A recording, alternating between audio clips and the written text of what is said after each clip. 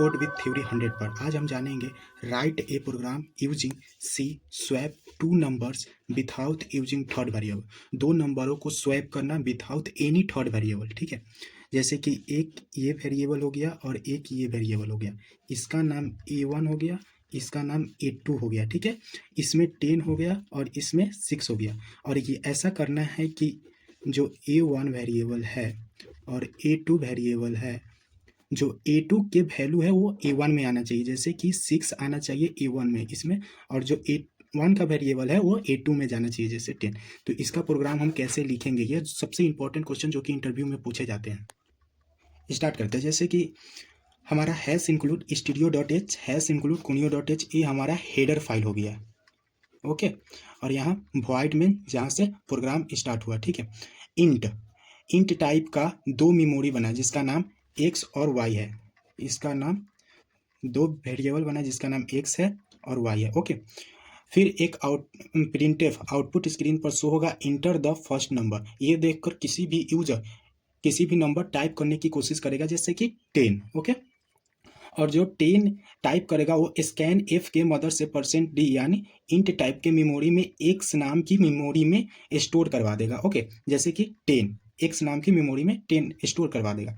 फिर उसके बाद यहाँ से कंपाइलर नीचे आएगी, प्रिंट एफ देखेगा जैसे ही, फिर कंपाइलर ये प्रिंट करवा देगा इंटर द सेकेंड नंबर। यह देखकर यूजर दूसरा कोई नंबर टाइप करने की कोशिश करेगा। फिर नीचे कंपाइलर आएगा स्कैन एफ के मदद से जो भी नंबर यूजर टाइप करेगा वो %d यानी इंट नाम की मेमोरी, जैसे कि y, उसका मेमोरी का नाम रहेगा y, उस वेरिएबल में जाके स्टोर करवा दीजिए। जैसे कि दूसरा वैल्यू कोई भी यूजर टाइप किया 6, तो वो x y नाम की मेमोरी में स्टोर हो गया। अब हमको क्या करना है, प्रोग्राम की मदद से जो भी x में वैल्यू है वो y में डाल देना है, जो भी y में वैल्यू है वो x में डाल देना है। इसी को हम स्वैपिंग कहते हैं। ओके, तो यहाँ हम एक लॉजिक लिखे, जैसे कि यहाँ से अब बताइएगा कि क्या क्या होता है। जैसे कि देखिए यहाँ x है, x ये दोनों को वैल्यू को जोड़कर फिर से x में रखवा देना है। तो बताइए तो x का वैल्यू क्या है, x का वैल्यू अभी कितना है 10 है, तो यहाँ 10 लिखेंगे। फिर क्या है, प्लस है, तो यहाँ प्लस y का वैल्यू क्या है, फिर 6 है। ये दोनों का जोड़कर कितना होगा, 10 और 6 16। यह 16 ना x के वैल्यू में रखा जाएगा। यहाँ x जो x है इसमें अब 16 हो गया। ठीक है,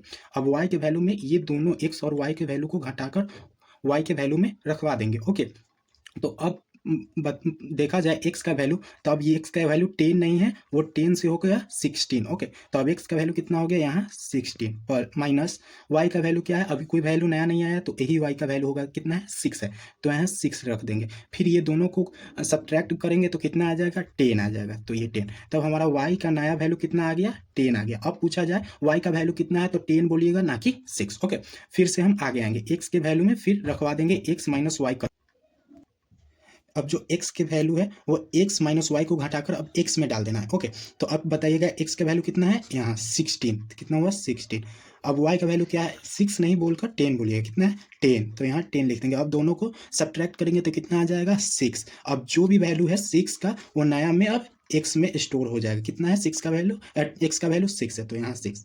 अब नया वैल्यू क्या क्या आ गया, x के वैल्यू 6 आया, y का वैल्यू क्या आया 10 आया। अब देखिए ये x का वैल्यू जो था वो y में आ गया 10, और जो y का वैल्यू था वो 6 आ गया x में। अब ये दोनों को हम प्रिंट करवा लेंगे, जैसे कि print f value of x is equal to %d, जो कि इंट का वैल्यू है वो x जो भी है x नाम की मेमोरी में वो प्रिंट करवा दो। तो कितना है 6 है, तो आउटपुट क्या देगा, value of x is equal to 6। Okay, ये हमारा आउटपुट स्क्रीन पर वैल्यू देगा। ओके, फिर से कंपाइलर नीचे आएगा तो प्रिंटफ देखेगा, तो कोई भी वैल्यू को प्रिंट करवाने के लिए यूज किया जाता है प्रिंटफ। ओके, तो नीचे फिर आएगा, इसके लिए हम बैक स्लैश n इसलिए लगाया जाता है क्योंकि कोई भी नया वैल्यू उसके नीचे प्रिंट करे। ठीक है, तो फिर से ये प्रिंट करेगा वैल्यू ऑफ y, जैसे कि ये value of y is equal to %d यानी इंट टाइप का मेमोरी है, जो कि y में जो भी वैल्यू है वो प्रिंट करवा दो। y में कितना वैल्यू है 10 है,